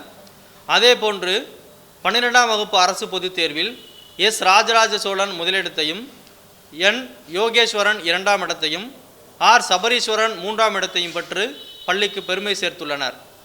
நமது பள்ளியில் சென்ற கல்வியாண்டில் 12ஆம் வகுப்பு படித்து உயர் மதிப்பெண்களை பெற்ற மாணவர்கள் கீழ்கண்ட பொறியியல் கல்லூரிகளில் சிறப்பு கல்வி உதவித்தொகையோடு இலவசமாக பொறியியல் பயின்று வருகிறார்கள் என்பதை மகிழ்ச்சியோடு தெரிவித்துக் கொள்கிறோம். S Rajaraja Cholan BE electrical and electronics பிரிவில் திண்டுக்கல் PSNA கல்லூரியிலும், N Yogeswaran BE mechanical engineering பிரிவில் ராஜலக்ஷ்மி இன்ஸ்டிடியூட் ஆஃப் டெக்னாலஜி கல்லூரியிலும், டி துர்கேஸ்வரன் பிஇ ECE பிரிவின் கீழ் கோயம்புத்தூர் கதிர் பொறியியல் கல்லூரியிலும், R Sabareeswaran BE IT Chennai JPR institute of technology கல்லூரியிலும் பயின்று வருகிறார்கள். இவர்களுக்கான கல்விக்கு தேவையான செலவினை அந்தந்த கல்லூரிகளும் ஏற்று இதேபோன்று பொறியியல் மட்டுமல்லாது விவசாயத்துறை, மருத்துவத்துறை ஆகிய துறைகளின் கீழ் செயல்படும் தமிழகத்தின் தலைசிறந்த கல்லூரிகளில் எமது பள்ளி மாணவ மாணவிகள் பயின்று வருகிறார்கள் என்பதை மகிழ்ச்சியோடு தெரிவித்துக் கொள்கிறோம். Education is not limited to the classroom. It is a lifelong journey. The divine first letters to be world of knowledge. Education is the passport to the future, for tomorrow belongs to those who prepare for it today. ஒவ்வொரு குழந்தையின் இரண்டாவது பெற்றோர் ஆசிரியர்களே என்பது நாம் அறிந்த வாக்கியம்தான். தாய்மடி தவழ்ந்து கல்வி பயிலத் தொடங்கும் அனைத்து மழலை செல்வங்களின் வாழ்வும் கல்வியும் ஒளிர வேண்டும் என்ற நோக்கத்தில் நமது பள்ளியில் ஒவ்வொரு கல்வியாண்டும் விஜயதசமி அன்று சிறப்பு ஹோமத்துடன் கூடிய இலவச வித்யாரம்பம் நிகழ்ச்சியானது செய்விக்கப்பட்டு வருகிறது. இந்த வித்யாரம்ப நிகழ்ச்சியில் நமது சுற்றுவட்டார பகுதிகளில் வசிக்கும் ஏராளமான பெற்றோர்கள் தங்களின் மழலை செல்வங்களோடு பங்கு பெற்றனர். வித்யாரம்ப நிகழ்ச்சியில் பங்கு பெற்ற அனைத்து மழலை செல்வங்களுக்கும் பள்ளியின் சார்பாக பரிசு பொருட்கள் வழங்கப்பட்டது என்பதை மகிழ்ச்சியோடு தெரிவித்துக் கொள்கிறோம். நம்மால் முடியும் வரை செய்வது முயற்சி அல்ல, நாம் எடுத்த செயல் வெற்றியோடு முடியும் வரை செய்வதுதான் முயற்சி.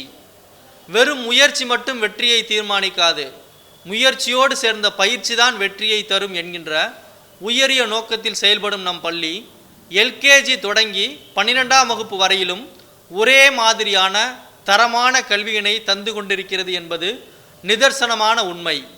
LSRW அதாவது லேர்னிங், ஸ்பீக்கிங், ரீடிங், ரைட்டிங் ஆகிய திறன்களை வெளிக்கொணரும் விதமாக நமது பள்ளியில் பல்வேறு கல்விசார் செயல்பாடுகள் சிறப்பாக செயல்பட்டு வருகிறது.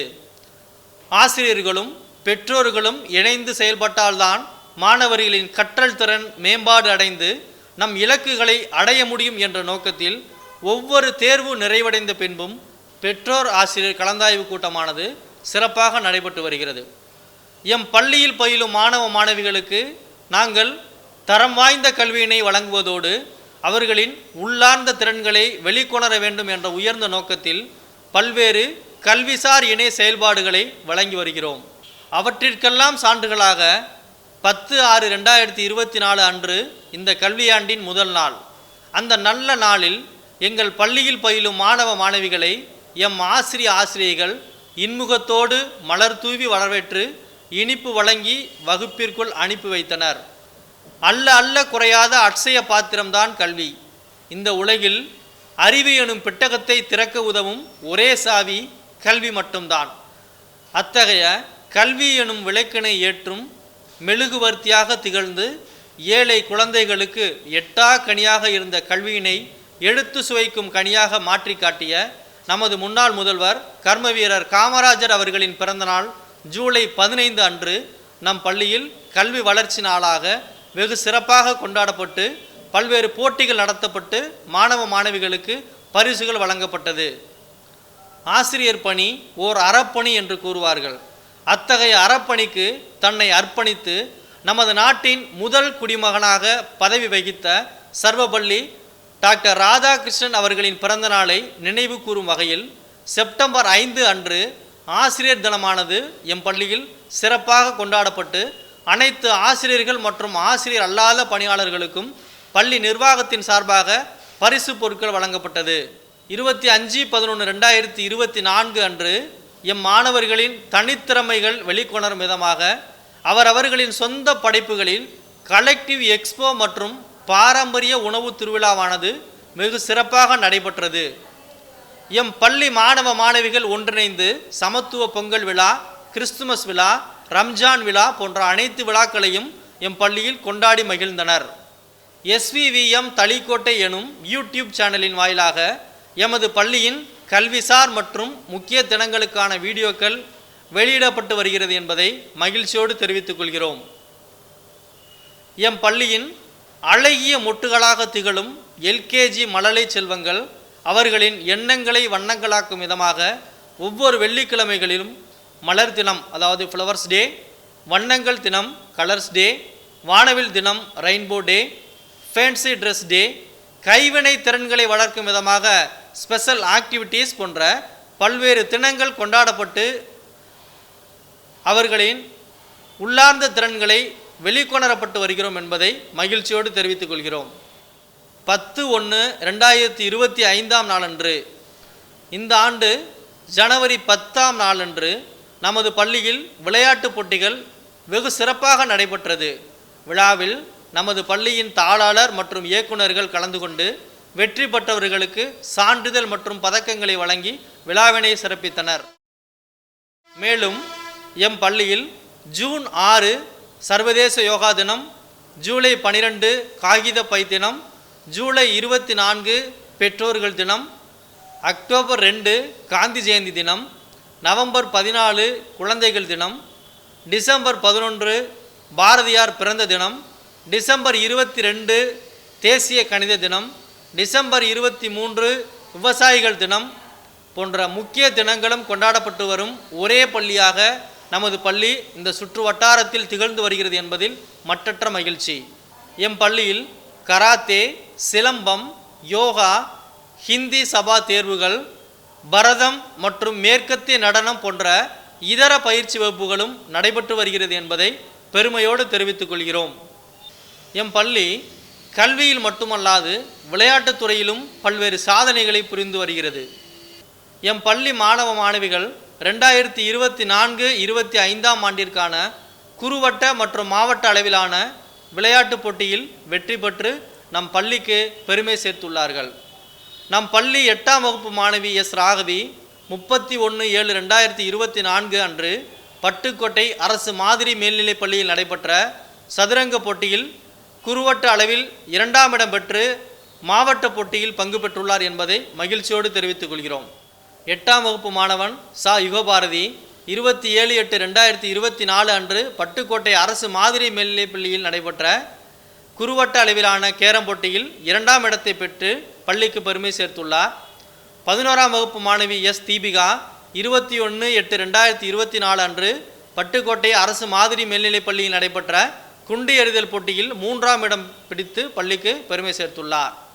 பட்டுக்கோட்டை கல்வி மாவட்ட அளவிலான போட்டிகளில் 2/9/2024 அன்று கரம்பயம் அரசு மேல்நிலைப் பள்ளியில் நடைபெற்ற கைப்பந்து போட்டிகளில் எமது பள்ளியில் 14 வயதிற்கு உட்பட்ட மாணவர்கள் முதலிடத்தையும், 17 வயதிற்கு உட்பட்ட மாணவர்கள் 2ஆம் இடத்தையும், 19 வயதிற்கு உட்பட்ட மாணவர்கள் முதலிடத்தையும் பிடித்து மாவட்ட அளவில் தேர்வு செய்யப்பட்டுள்ளார்கள் என்பதை பெருமையோடு தெரிவித்துக் கொள்கிறோம். குறுவட்ட அளவில் வெற்றி பெற்று மாவட்ட அளவில் தேர்வு செய்யப்பட்ட எமது பள்ளி மாணவிகள் K. Kayalvizhi 12th standard, S. Dhanavanthini 12th standard, A. Sajitha 11th standard, S. Deepika 11th standard, M. Logeswari 11th standard, R. Kanishka 11th standard, P. Subashree 10th standard, V. Semmozhi 9th standard, S. Priyadarshini 8th standard ஆகியோர் மாவட்ட அளவில் 3ஆம் இடம் பெற்று பள்ளிக்கு பெருமை சேர்த்துள்ளார்கள். தஞ்சை மாவட்ட அளவில் நடைபெற்ற விளையாட்டுப் போட்டிகளில் தஞ்சாவூர் நவபாரத் பள்ளியில் நடைபெற்ற விளையாட்டுப் போட்டியில் எமது பள்ளி மாணவர்கள் அண்டர் 14, அண்டர் 19, அண்டர் 17 ஆகிய பிரிவுகளில் வெற்றி பெற்று சிறப்பிடம் பெற்று பள்ளிக்கு பெருமை சேர்த்துள்ளனர்.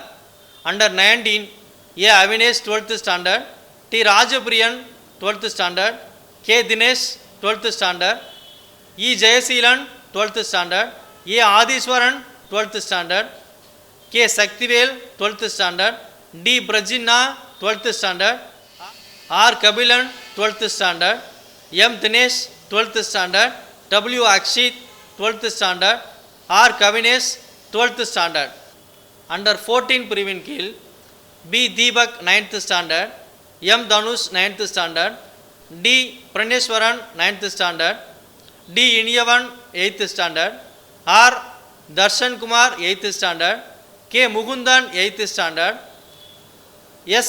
Riswajit 8th standard, K. Abhinash 8th standard, S. Ritish 8th standard, R. Naveen Raj 8th standard, S. Riswajit 8th standard, K. Abhinash 7th standard, S. Ritish 7th standard, R. Naveen Raj 7th standard, S. Prajan Rashid 7th standard, M. Harshad 7th standard. 18/5/2024 அன்று சென்னை எம்ஜிஆர் ஜானகி அம்மாள் கலை கல்லூரியில் நடைபெற்ற karate போட்டியில் எமது பள்ளி 9ஆம் வகுப்பு மாணவன் D. பிரணேஸ்வரன், 10ஆம் வகுப்பு மாணவன் எஸ். யுத்ரன் முதலிடத்தையும், 10ஆம் வகுப்பு மாணவன் ஜி. ராஜேஷ், 7ஆம் வகுப்பு மாணவன் ஆர். கபிலன், 6ஆம் வகுப்பு மாணவன் வி. வெற்றிமாறன் முதலிடத்தையும் பெற்று பள்ளிக்கு பெருமை சேர்த்துள்ளனர். 28/7/2024 அன்று கோயம்புத்தூர் ஃபைட்டர் அகாடமியில் நடைபெற்ற தேசிய அளவிலான 6வது கராத்தே சாம்பியன்ஷிப் போட்டியில் சி. தியாஸ்ரீ 10ஆம் வகுப்பு, எஸ். யுத்திரன் 10ஆம் வகுப்பு, டி. பிரணேஸ்வரன் 9ஆம் வகுப்பு, வி. வெற்றிமாறன் 6ஆம் வகுப்பு, ஆர். கபிலன் 7ஆம் வகுப்பு, பி. பாலதர்ஷன் 8ஆம் வகுப்பு, பி. ஸ்ரீராம் 7ஆம் வகுப்பு, ஆர். நிரஞ்சன் 8ஆம் வகுப்பு, எஸ். பிரஜன் ரஜித் 7ஆம் வகுப்பு, ஆர். தர்ஷன்குமார் 8ஆம் வகுப்பு ஆகியோர் வெற்றி பெற்று பள்ளிக்கு பெருமை சேர்த்துள்ளனர். 24/11/2024 அன்று தேசிய அளவிலான கராத்தே சாம்பியன்ஷிப் போட்டியில் ஆர். நவீன்குமார் 8ஆம் வகுப்பு, சி. தியாஸ்ரீ 10ஆம் வகுப்பு ஆகியோர் சிறப்பிடம் பெற்று பள்ளிக்கு பெருமை சேர்த்துள்ளனர். 23/12/2024 அன்று கோயம்புத்தூரில் நடைபெற்ற தேசிய அளவிலான கின்னஸ் சாதனைக்கான கராத்தே போட்டியில் எமது பள்ளி மாணவன் எஸ். பிரவீன் கணேஷ் சிறப்பிடம் பெற்று பள்ளிக்கு பெருமை சேர்த்துள்ளார். 29/12/2024 அன்று நடைபெற்ற சிலம்ப போட்டியில் எமது பள்ளி மாணவர்கள் எஸ். யுத்திரன் 10ஆம் வகுப்பு, டி. பிரணேஸ்வரன் 9ஆம் வகுப்பு, பி. ஹரிஷ் 9ஆம் வகுப்பு, ஆர். ஜெகன் 8ஆம் வகுப்பு, ஆர். தர்ஷன்குமார் 8ஆம் வகுப்பு, எஸ். பவியா 8ஆம் வகுப்பு, ஆர். கபிலன் 7ஆம் வகுப்பு, பி. கவின் 7ஆம் வகுப்பு ஆகியோர் சிறப்பிடத்தோடு வெற்றி பெற்று நமது பள்ளிக்கு பெருமை சேர்த்து தந்துள்ளனர்.